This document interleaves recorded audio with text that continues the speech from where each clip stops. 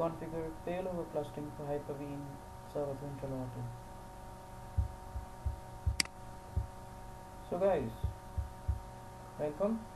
My name is Gagandeep Singh. I'm a Microsoft certified trainer, and we are here for failover cluster for Hyper-V. You know that we need to provide shared storage to the systems which will be the part of the cluster. So we have host 1 and host 2. So host 1, we will provide storage through iSCSI. I have established and I have configured iSCSI, and I would like to show you that how we can provide storage to host 1. So I'll go over here in Server Manager, and you need to enable the service of iSCSI initiator.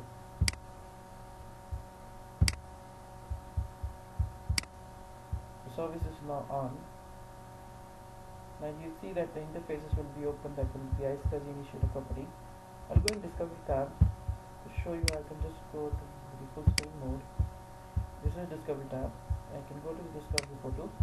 Just type my iSCSI in target server address, the IP address. That's 1.16.0.21. I have provided the VSTs for this initiator. So the port number is 3260.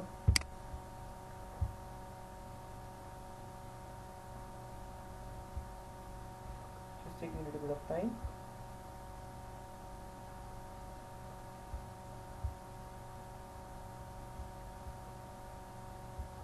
Connection is failed. You can just refresh it.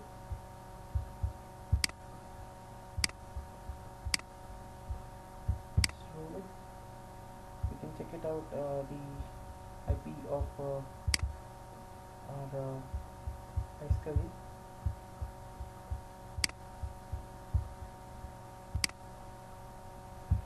You see, this is our VM.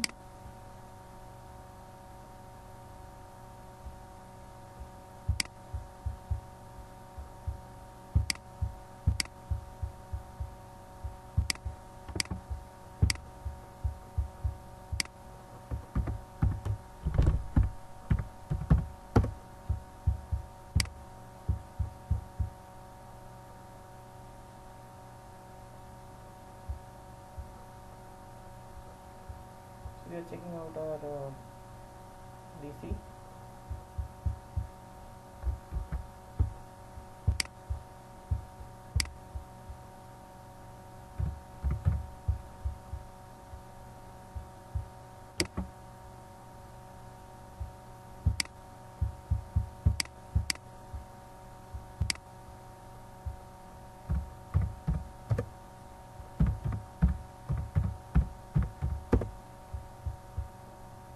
This is 1.16.0.10.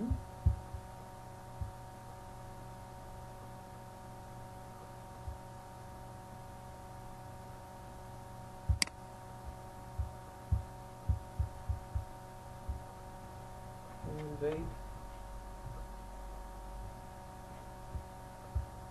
We just switch on our SVR1 is not switched on. That was our concern. So we can just switch on the VR1, on SVR1.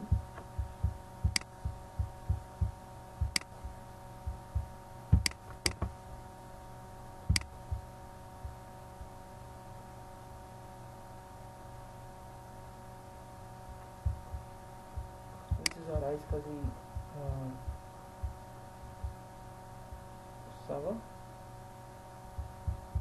and once it is on, and we can even check it out over here.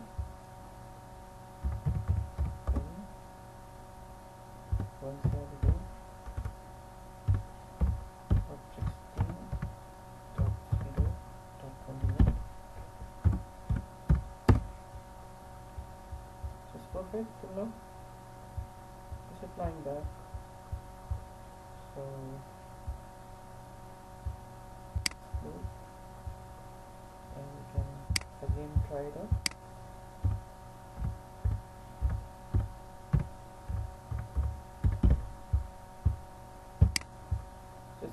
says no error now. So you are learning how to even troubleshoot. So we are in the host one, and I am doing I'm actually needs these shared storage, which I have just created out my own SAN in 116.0.21. That says VR1. So once we refresh, and you see it is not active right now. So I can click on connect and click OK, and it's connected. So this is how you can connect your storage with your SAN, and whatever USGs we have specified over there, you see it in the disk management. So we will do same thing in SVR2, because both should be ready with the shared storage. So if you go to the full screen so that you can see it, nothing happens. So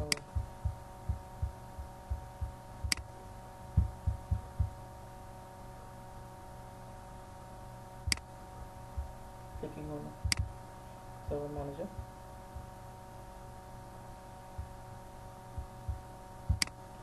we start the iSCSI initiator.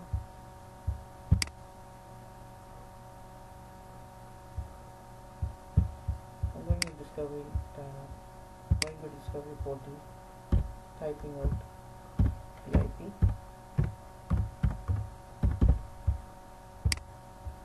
That's detected, so I go to target and check the status. Connected. It's connected. So now you see that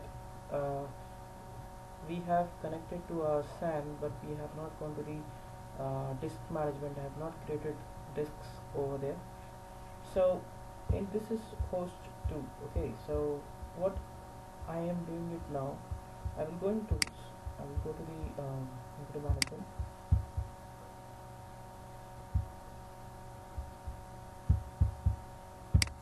Disk management. So you see all the disks which our SAN has provided them. These 3 disks are in front of us. That's great. So you see, put it online.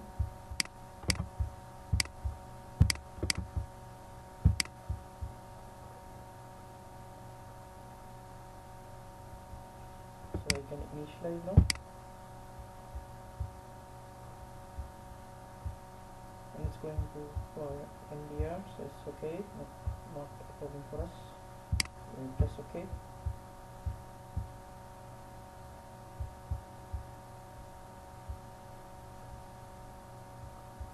So you have unallocated space ready.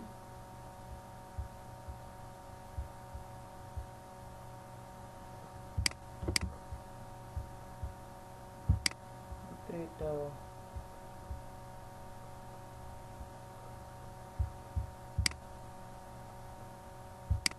partition and name it as cluster disk.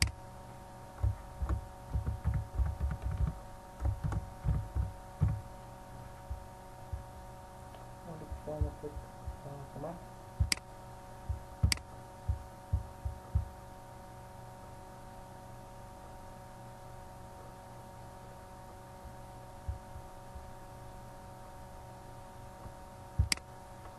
So we'll create a cluster for cluster Quorum. So go for it.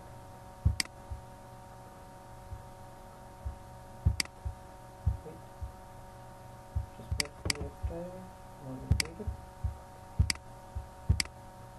G. Okay. That's a cluster for cluster VM.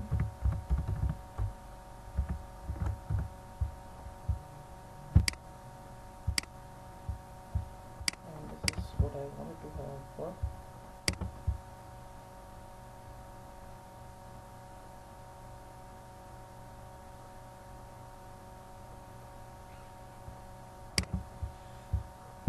putting a simple volume again for Quorum.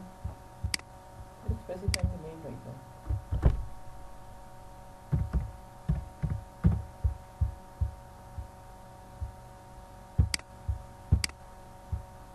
Ready? This is part is done for one of the disk, one of the hosts. So we will do similar things in host 1 as well. And you know that once it has been created, we don't need to create the partition again. You will see that we'll just make it online and things has been done for us. We'll go to the host 1. First thing for you. So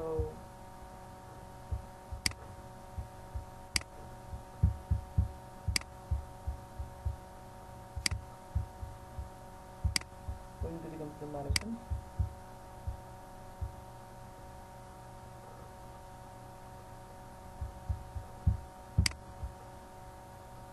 Disk management. Just make it online. We have not refreshed it, so it does not have the information. I will just refresh it, and it will give us the opportunity to make it online right now. So you are learning the troubleshooting as well. So now you see it will not create any issue. Everything is ready, and done. So now we'll configure the failover cluster on both of the host machines, host 1 and host 2. So for that we have a failover cluster feature. So first I would like to show you, this is host 1, and I'll just install the role over here. Let's feature. So we'll go to feature. See that? Just install the next. So it takes a lot of time, but I will go in next host 2, and you can keep on seeing that I have done it in host 1. I will go to the host 2.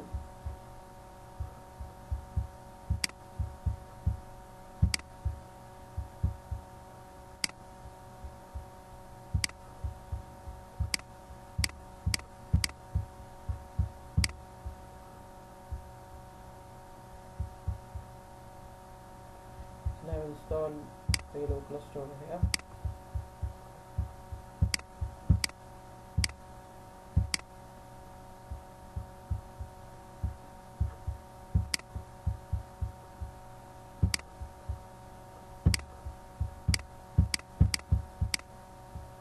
Installation is started. Once it is done, we will be coming back.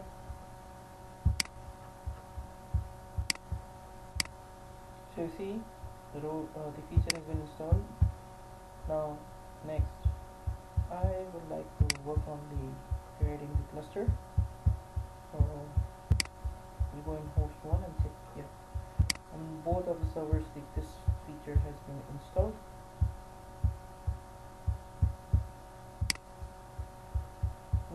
Now what we'll do, we will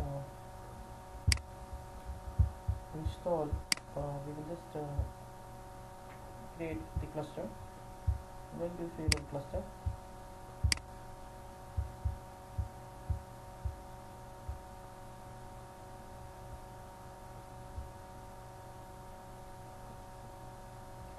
Just taking time to.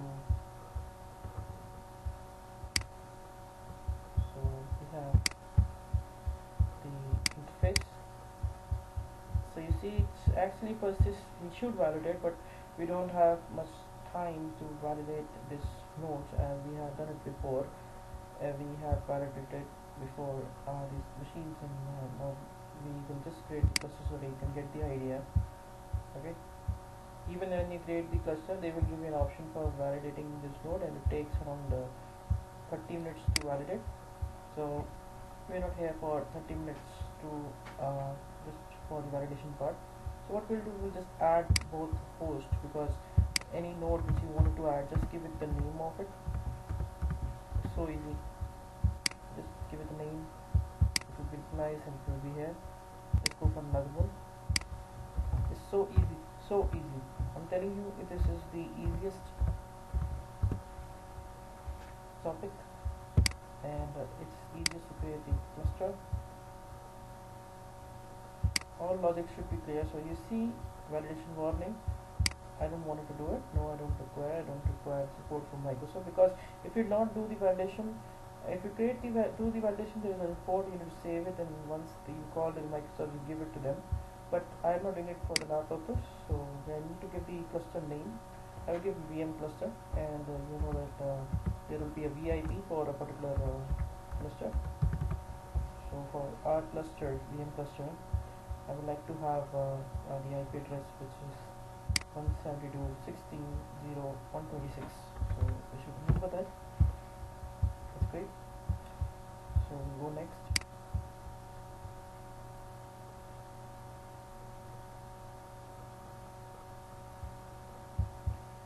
So you see that if I will click on this, all eligible storage, all the disk will be a part of it, and I will not do it right now. I'll do it later. Next, and now you see the cluster has been created. So this is how the cluster is created, and you can configure disk for the Failover cluster once it is being installed. It will take a few minutes, so we will just come back in 2-3 minutes.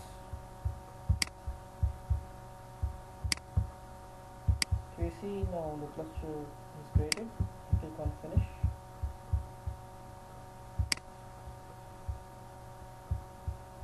It's taking time to have all information, so then we can just click on refresh over here,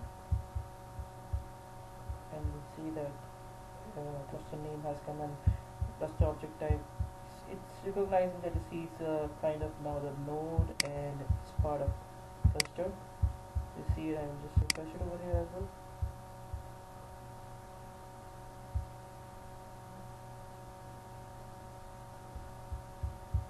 It's taking time.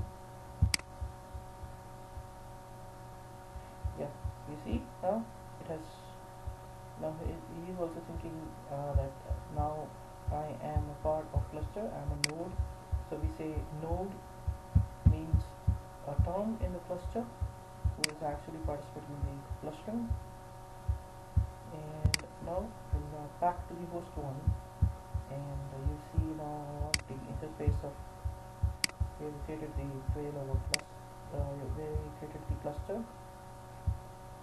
And now if you expand, you see rows, you have nodes, you have storage. We can expand storage, and we can configure the disk right now. Right time to add the disk, because we have not added any disk over here. You see all of the 3 disks are in front of you, and so everything is perfect with their signatures as well. So we'll click on OK, and you see all the disks are coming over here one by one. So it's just online. You can click and you can see the status, whatever name you have given. It's Quorum, and this cluster disk, and this is cluster VM. Okay. So we'll wait for the time that the things are done. We can go done. So now the disks are ready. We can now we need to add one disk for the cluster shared volume, you know, the CSV. So how we can configure that?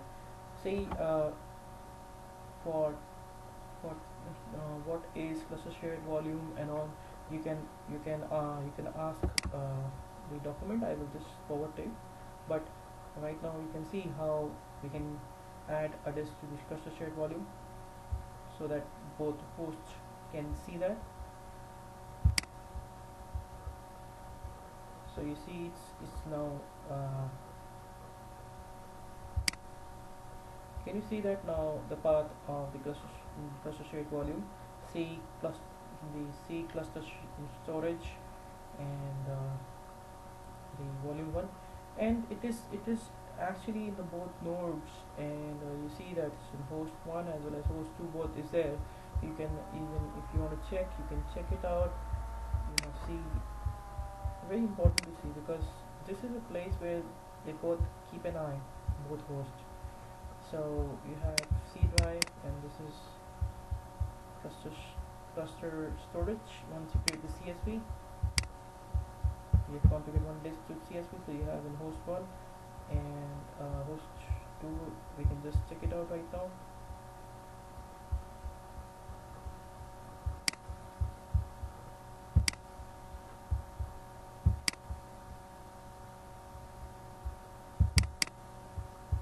You see, on both of the machine you have, so it's so powerful that whatever configuration you're doing it, it's actually doing it in few seconds.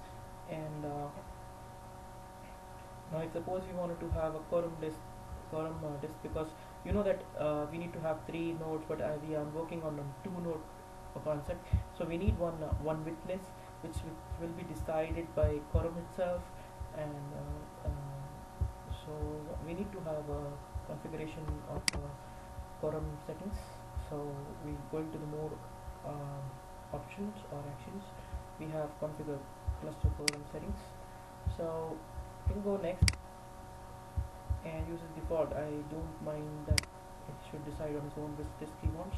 So I've taken one as a disk witness because yes, it should be, because you know that 2 nodes, I told you that one, it should have +1 vote for the disk point of view. So you see over here the disk witness, anything, and the vote is enabled, the vote manage voting is enabled. If you have 3 nodes, so even if you have configured the quorum, it will say that all the nodes votes are there. Okay, so once one node is down, then the disk witness comes to the picture, and you see that the quorum disk has, now we have configured it. It's amazing and so easy to do. So you have seen it now how we can configure it, and you see it. So still we have one available storage. So I wanted to see how, show you as the configuration of high availability in VM, but you have got a basic stuff here. You can now go for roles, and you see here you can create VMs and you can configure roles. There are so many roles over here for file service or for DHCP. You see, for file service you have for DHCP, for DFS namespace server, for others as well you have for Hyper-V replica broker, and so on. So this was a configuration. Next part, configuring high availability for VMs, virtual machine, will be in a next video. So take care, bye bye, have a nice day.